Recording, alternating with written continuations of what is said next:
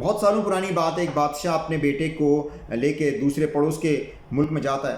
جب وہاں جاتا ہے تو وہاں پہ جو موجود بادشاہ ہوتا ہے، جو میزبان ہوتا ہے، وہ کہتا ہے کہ بھائی شہزادے، میرے پاس زبردست قسم کا استبل ہے، وہاں اعلیٰ نسل کے گھوڑے موجود ہو، تم جاؤ ذرا وہاں پہ کسی کی گھوڑ سواری تو کرو.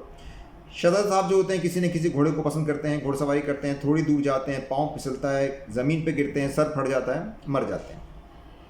اب میزبان بادشاہ بڑا پریشان کہ جناب میرے کہنے سے گھوڑ سواری کری اور یہ اس کا انتقال ہو گیا، تو میں تو بڑا شرمندہ ہو گیا ہوں. تو اسی اسنا میں وہ ہوتا ہے، ایک وزیر آتا ہے، میزبان بادشاہ کہتا ہے جناب ایک فریادی آپ سے سوال کرنا چاہتا ہے. کہتا ہے بھیج دو بھائی.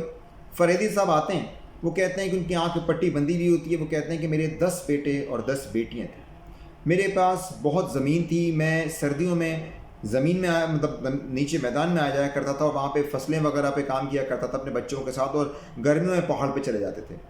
ایک رات کو میں اور میرے سارے بچے پوتے پوتیاں سب نیچے آئے، ہم لوگوں نے فصلوں میں کام کرنے لگے. تو شام کا وقت تھا، میں نے کچھ سامان اوپر گھر میں رہ گیا تھا، میں نے کہا میں ذرا لے کے آتا ہوں، اپنے پوتے کو ساتھ لے گیا.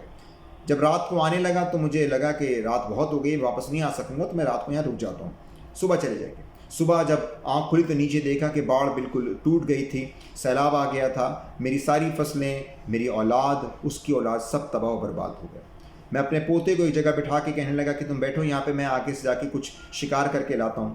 جب شکار کرنے گیا، جھاڑی میں کچھ ہلتا جلتا دیکھا، فائر کیا تو میرا ہی اپنا پوتا تھا، اس کا انتقال ہو گیا. میں نے غصے میں آ کے جب بندوق کو زمین پہ مارا تو اس کا لکڑی کا ایک پیس میری آنکھ میں آ کے لگا اور میری آنکھ ضائع ہوئی. میزبان بادشاہ نے کہا فوراً رکو رکو رکو، مہمان بادشاہ کے پاس کو لے جاؤ. جب یہ اپنا غم اس کو سنائے گا تو اس کو اپنا غم چھوٹا لگے گا.